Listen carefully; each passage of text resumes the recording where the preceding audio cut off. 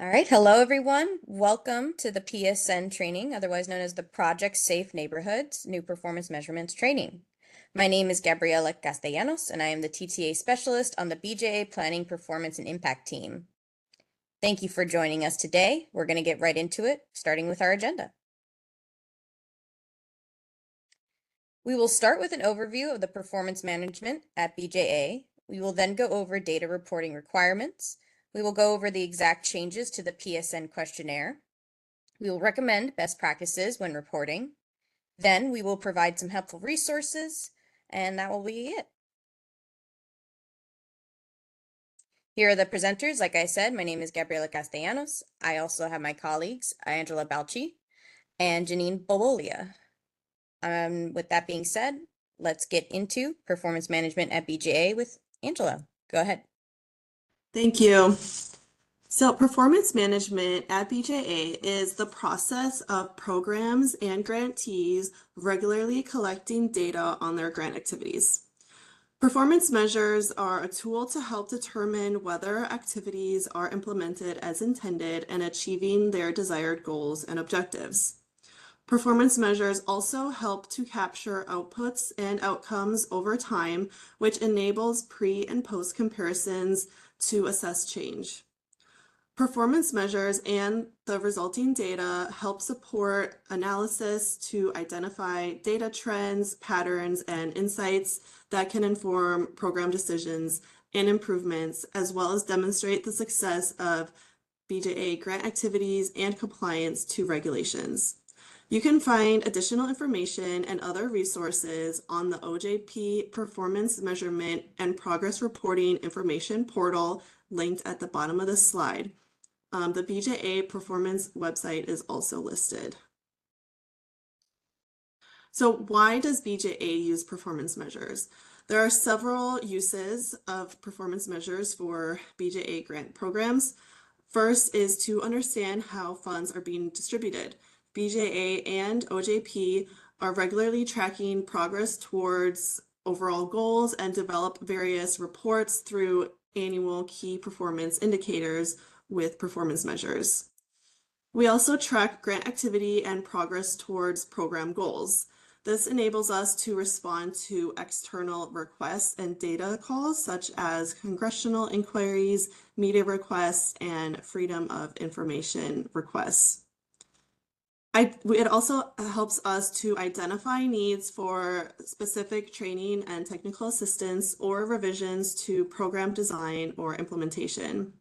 And lastly, BJA is required to collect performance measures in compliance with several legislative acts, such as the Government Performance and Results Modernization Act of 2010, the Digital Accountability and Transparency Act of 2014, and the Grant Reporting Efficiency and Agreements Transparency Act of 2019.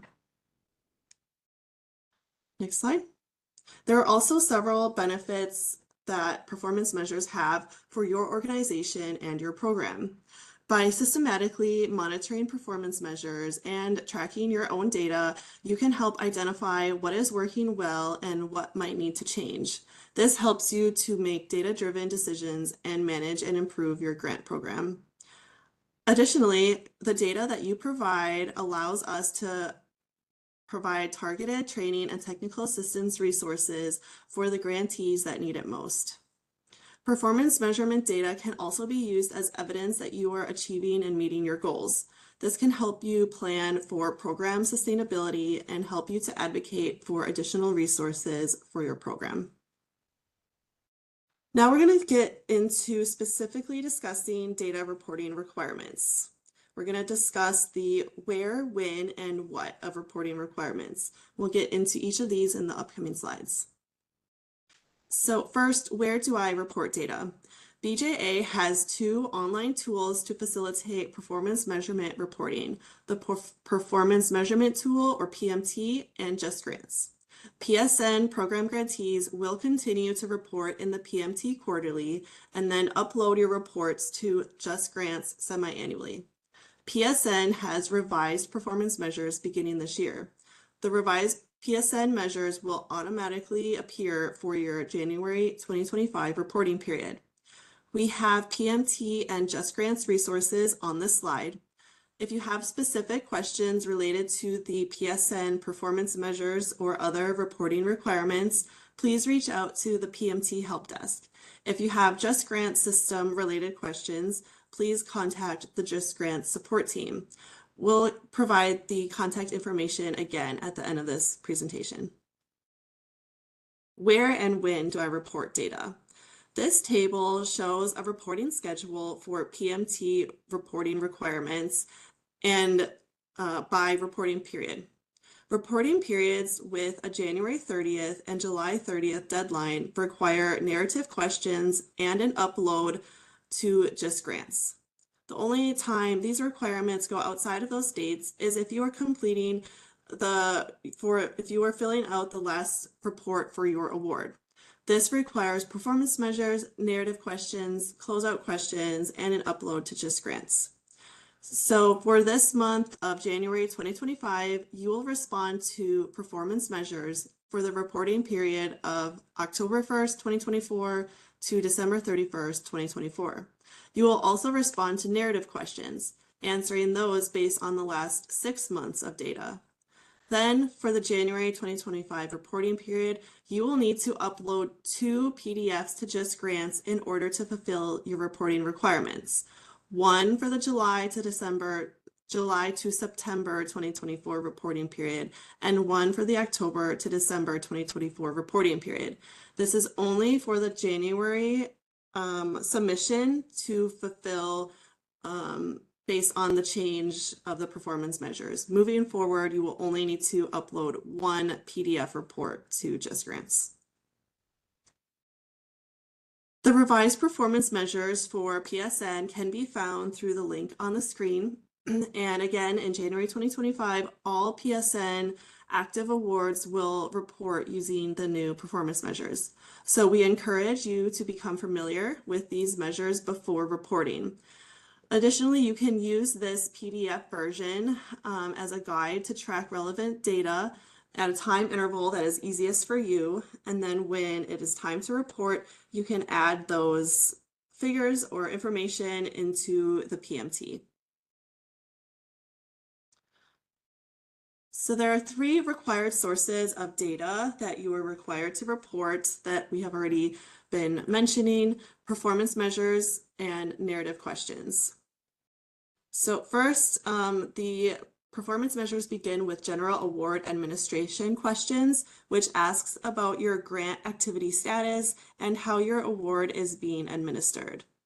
Performance measures are a series of questions that measure outcomes of grant activities and demonstrate the accomplishment of goals and objectives of BJA programs. Finally, narrative questions are also reported semi-annually. These questions are related to the grantee's specific goals, objectives, barriers, and successes. We'll now get into the specifics of the performance measure sections. Janine? Thank you, Angie. As mentioned, the PSN performance measures have been revised. Although it's only a few less questions, the updated performance measures are streamlined, more informative to stakeholders, less burdensome, and collect and report, and beneficial to PSN grantees. The previous performance measures focused on the strategic plan, data tracking, and task force partnerships. The new performance measures focus on the award and sub-award activities, addressing community engagement, prevention, and intervention strategies, and accountability. The new PSN performance measures are comprised of 8 sections: general award administration, activity funding, project information, planning, award and sub-award activities, training and technical assistance, program impact, and narrative questions. The PMT system itself has not changed. You will log in the same way you have logged in previously. If you have technical issues logging into the PMT, please reach out to the help desk. Once you're in your PSN federal award, grantees and subrecipients will be able to see the section tabs at the top of the page. In the grant activity section, grantees will need to select how their PSN award is administered. The system will determine which sections you are required to answer based on your response. Please contact the help desk if you are unsure of which option to select. Prime grantees, also known as fiscal agents, and subrecipients should respond yes to was their grant activity during the reporting period if funds have been drawn down, and should continue to answer yes until the close of their award. If you are a prime grantee and you are not implementing programs or activities, select option A, which reads, "We are the prime recipient of the award and all grant funds are subawarded to subrecipients." If selected, the prime recipient does not expend PSN funds for equipment or supplies or personnel and does not implement any programs, services, or activities. Administrative set-aside funds are not applicable for reporting.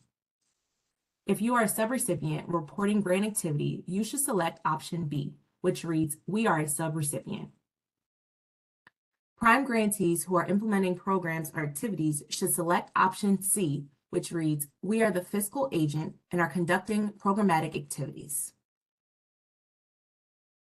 In the activity funding section, grantees and subrecipients should select all activity categories in their PSN award and subawards are funding.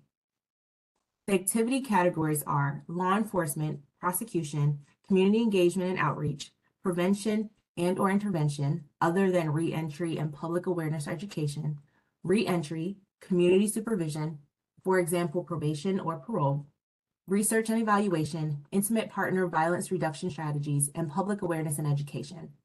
Please ensure you select all activity categories your PSN award is funding. In the project information section, grantees and subrecipients will need to select their district's PSN TTA support region and their PSN district.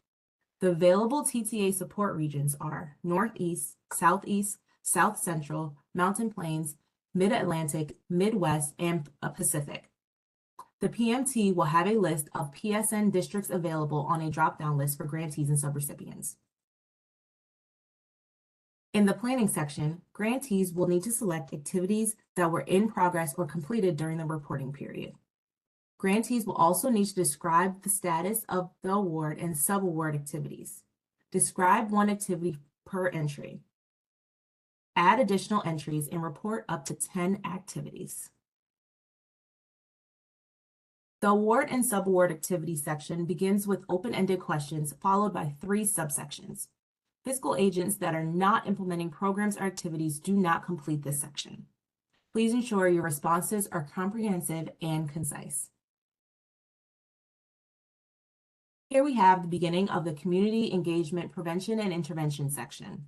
This section asks grantees and subrecipients if they utilize prevention and intervention strategies or engaged in community activities during the reporting period. The PMT will skip questions that do not apply based on your response.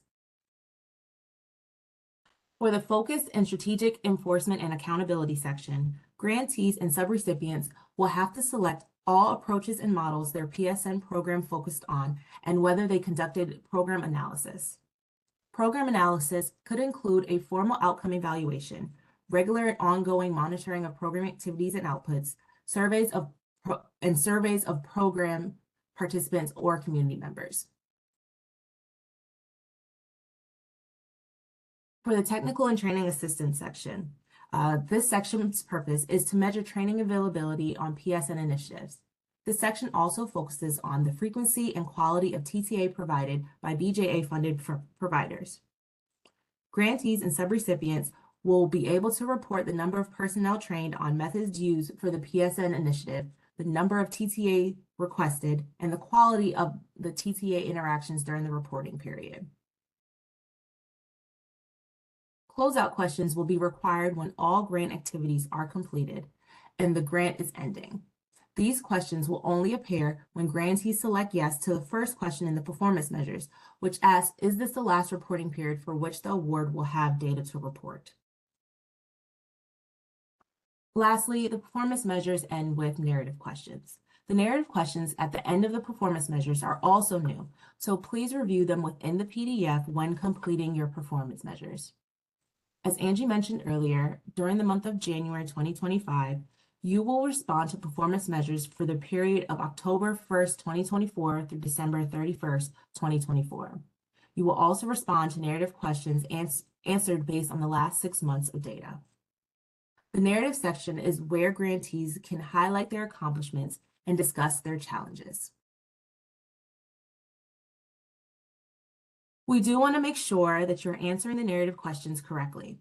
When responding to your narrative questions, grantees should include a description of their program goals when responding to accomplishments and challenges question. We have provided an example on this slide. For the first narrative question, which reads, "What were your accomplishments?"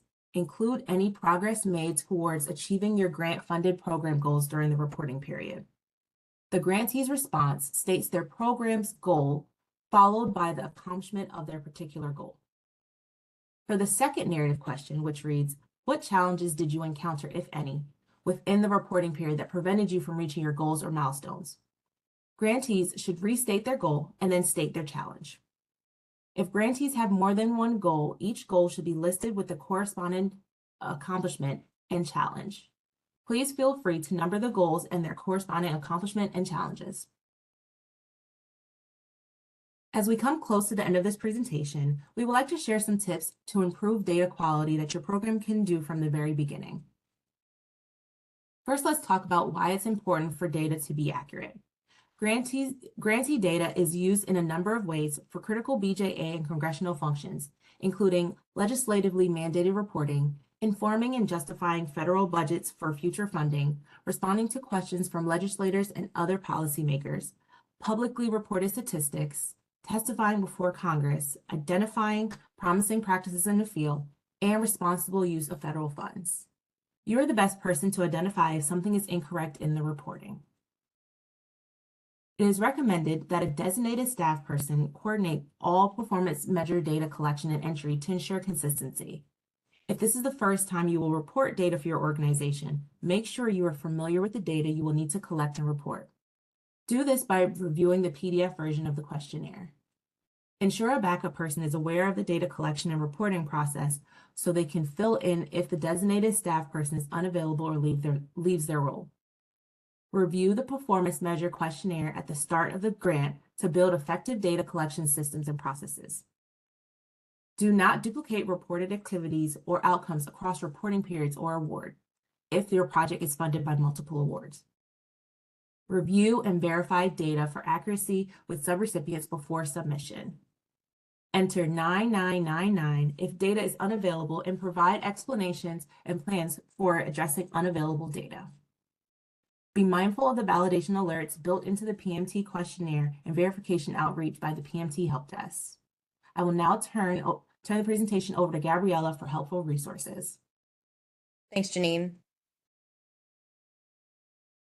It is important to know which help desk to contact so that your issue or question can be resolved quickly. You can contact the PMT help desk if you have questions on the following: questions on performance measures, if you'd like to schedule a TTA session for staff on data collection, PMT reporting, or understanding performance measures, PMT questions and account creations, unlocking previously submitted reports, or creating semi-annual PMT reports. You can contact the Just Grants help desk with the following: account creation in Just Grants, navigating Just Grants to find progress reports, unlocking accounts or help with passwords, roles and permissions, such as grant award administrator or entity administrator, error messages, or uploading and attaching documents. On this slide are a few websites that are worth bookmarking so that you can go back and reference them. Specifically, I want to highlight the BJA Performance Measures webpage that has a lot of resources to help you report, as well as your performance measures. There are also various training videos on the BJA YouTube channel that may be useful as well. Lastly, stay connected. You can find us on Facebook, X, YouTube, and subscribe to our newsletters using the QR code right there. You can also find more resources via the BJA website listed on the screen. Please stay connected, and we hope that you enjoyed this training. Thank you.